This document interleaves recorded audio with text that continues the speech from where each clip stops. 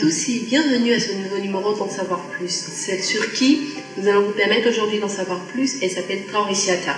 Elle est journaliste, elle est animatrice et elle est également actrice. Bonjour, comment vous allez? Bonjour, oui, je vais très bien et vous? Ça va, super. Eh bien, dites-nous, comment du journaliste, de la communication, vous arrivez au cinéma? Alors, disons que c'est une passion. Déjà, au collège et au lycée, on faisait des scènes de sketch, des théâtres et tout. Donc, c'est une passion. Et puis, le journalisme, ça m'a beaucoup aidé, quelque part, par rapport au cinéma. Le cinéma m'a aidé par rapport au journalisme, je veux dire, parce que je ne m'attendais pas seulement à être journaliste et écrivaine et tout. Je voulais aussi passer à la télé ou encore à la radio. Donc, il me fallait quelque chose pour affronter mes peurs, pour affronter beaucoup de choses, des craintes et tout. Donc, déjà, j'avais une peur bleue de la caméra, il faut le dire. Donc, l'opportunité de passer un casting et de pouvoir être actrice s'est présentée à moi. Et donc, je me suis présentée à un casting et puis ça marchait. C'était le casting de la série, de la 3e saison de la série Teenager. Et puis là, ça a marché pour moi. Et par la suite, d'autres productions m'ont appelé pour des scènes, pour camper des rôles et tout. Donc, voilà. D'accord. Dites-nous comment vous avez vécu votre premier plateau? Plateau en tant que journaliste ou des scènes? Oui, en tant qu'actrice. Actrice, bien sûr. Ah, c'était émouvant.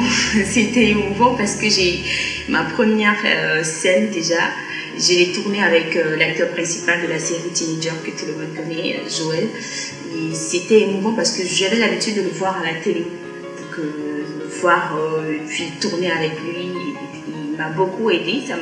Il m'a beaucoup aidé. Mais avant ça, on avait fait une petite formation concernant l'actorat parce que je n'ai pas eu une formation de base en tant qu'actrice. Donc, pour la série, nous avons fait une formation et donc ça nous a beaucoup aidé. Mais c'était impressionnant. Je pense que ma première séquence, je devais pleurer. Si je me rappelle bien, je devais pleurer. Et ça n'a pas été trop difficile, mais ça n'a pas été facile aussi. Donc, mais c'était super cool, c'était magnifique. D'accord. Eh bien, dites-moi, quels sont vos projets et quelle est votre actualité en ce moment, en tant qu'actrice et après en tant que communicatrice? Alors, déjà, en tant que journaliste, je suis ici sur une radio de la place. Chaque matin, je réveille un peu Abidjan, actrice, dans la matinale avec un autre collègue. Et puis, à côté de ça, je passe toujours des castings pour avoir d'autres rôles et tout dans d'autres productions. J'ai travaillé avec d'autres productions en tant qu'actrice, mais aussi en tant que technicienne. Et voilà, oui, j'ai été script sur Teenager, script stagiaire, je suis assistante. Et puis sur d'autres productions, j'ai géré le casting. Donc je me sers un peu dans plusieurs... Dans tout ce qui touche le cinéma et puis la communication en général, tout ce qui est audiovisuel me passionne. D'accord. Eh bien, toujours parler de cinéma. Dites-moi, qu'est-ce que vous pensez du prix des films africains en salle de cinéma?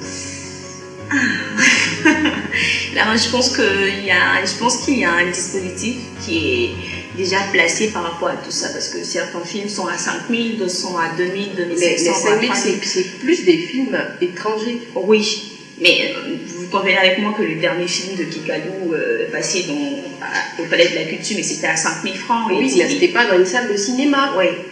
Mais je veux dire, c'est différent. Ouais. Je veux dire que c'est un dispositif qui est bien placé, donc peut-être que par rapport à la qualité, on se dit qualité film africain, qualité film européen, c'est pas pareil. Donc, ou bien l'engouement pour les Africains d'aller au cinéma pour voir un film européen est plus par rapport à l'engouement qu'on a quand c'est un film africain. Donc peut-être c'est par rapport à ça qu'ils ont jugé bon de donner un prix de 2 000, 2 500, 3 000, voire 5 000. Et pourquoi vous pensez que les Ivoiriens ont moins d'engouement quand il s'agit d'aller voir un film qui vient de chez eux? Vous allez combien de fois au cinéma, vous? Je vais presque tout le temps au cinéma. Moi, je suis passionnée de cinéma, voilà, de lecture de cinéma, donc moi, ça ne me gêne pas d'aller regarder. Et très souvent même, je vais beaucoup plus voir des films ivoiriens. Quand j'entends que Bénédicte sort, quand j'entends que Camissa sort, quand j'entends que les films de chez nous sortent de salle de cinéma, je suis la première à courir. Exactement. Mais les autres sont pas combien de personnes comme vous on a ici en Côte d'Ivoire ou en Afrique C'est ça en fait, il faut déjà donner cette motivation à l'Ivoirien d'aller dans les salles de cinéma pour voir ces films-là. Et puis aussi parler de qualité et puis trouver ensemble le moyen de donner cette envie-là, l'engouement à la population. Vous, en tant qu'actrice, personnellement, qu'est-ce que vous faites pour donner envie à vos fans d'aller vous regarder sur les grands écrans? Moi, j'ai la chance d'avoir 2 casquettes déjà. Donc, pour le volet de l'actorat, de volet cinéma, je dirais que je ne suis pas encore une grosse tête pour porter, vous voyez, pour porter toute une génération, pour porter les personnes, pour aller voir un film que je suis là-dedans, vous voyez. Mais en tant que journaliste, il y a des émissions, il y a des projets d'émissions que nous faisons, des reportages que nous faisons par rapport peut-être au cinéma pour dire que le cinéma ivoirien fait vivre, le cinéma ivoirien a besoin d'être vu, non seulement au plan national, mais aussi au plan international. Donc mon métier me permet de révolutionner le cinéma ivoirien. Merci, c'est beaucoup de plaisir que nous avons partagé ces instants avec vous.